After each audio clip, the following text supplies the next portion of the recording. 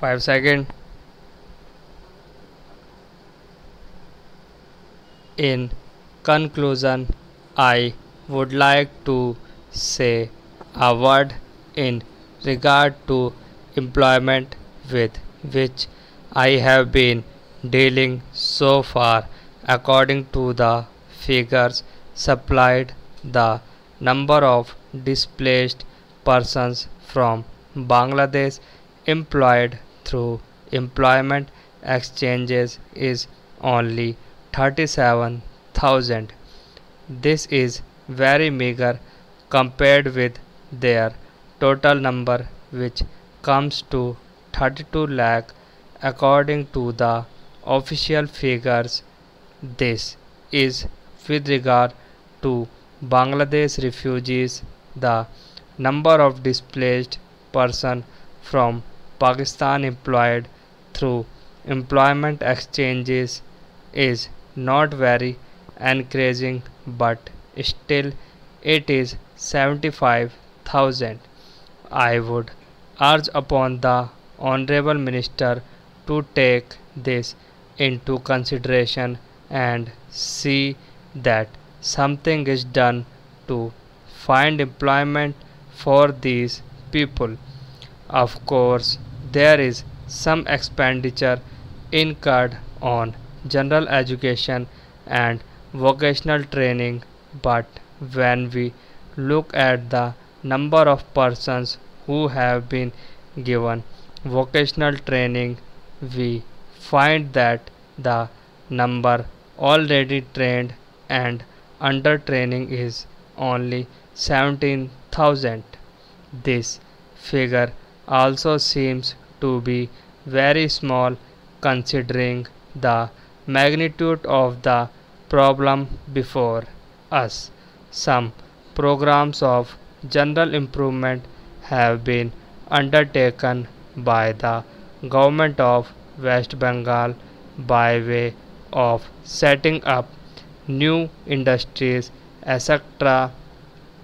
These programs should be looked into and put into operation with a view to giving more employment to these displaced persons. Within the limited time at my disposal, I shall limit my remarks to refugees from Bangladesh.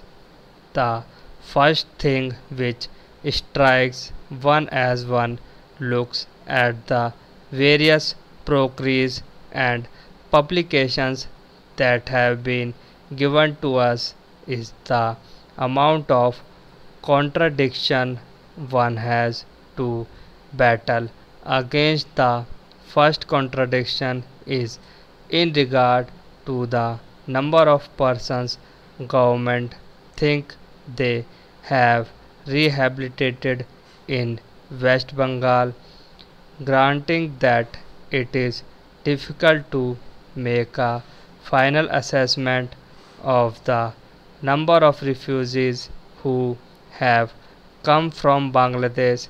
It is still true to say that at least there should be some sort of party between what the Union Ministry says and what the West Bengal Rehabilitation Ministry says.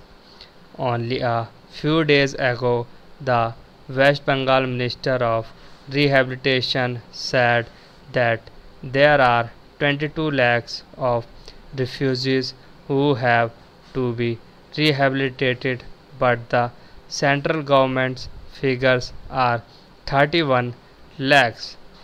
Unless the government knows the number of people they have to budget for, it is rather bewildering to know how they mean to plan in bringing about their rehabilitation.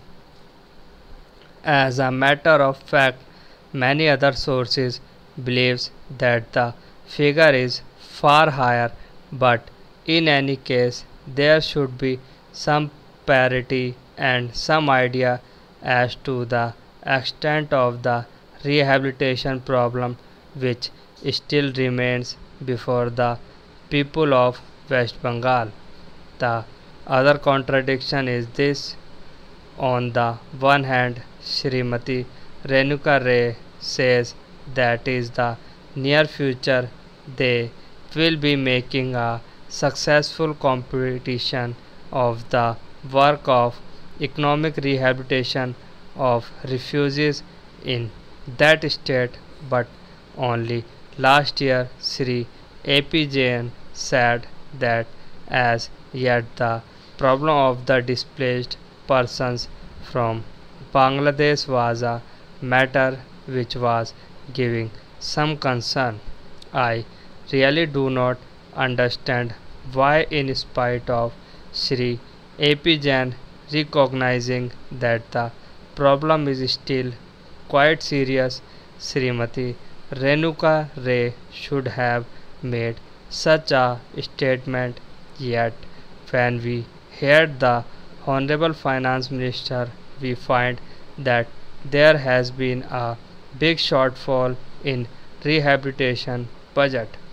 I think that if the fact-finding committee's report had been published, the assessment that we have rehabilitated about 50% of the people of Bangladesh who came over as displaced persons would have become quite clear in regard to its incorrectness.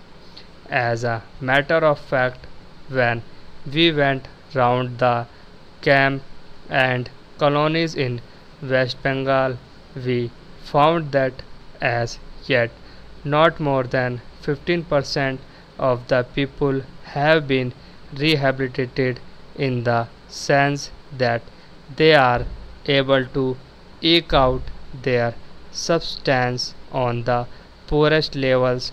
It is not more than 15%, and I think the figures of the fact-finding committee are still lower. I think this is something that we have to take very seriously and put our minds to and apply all the resources that we have to find out how we will be able to tackle this problem of rehabilitation.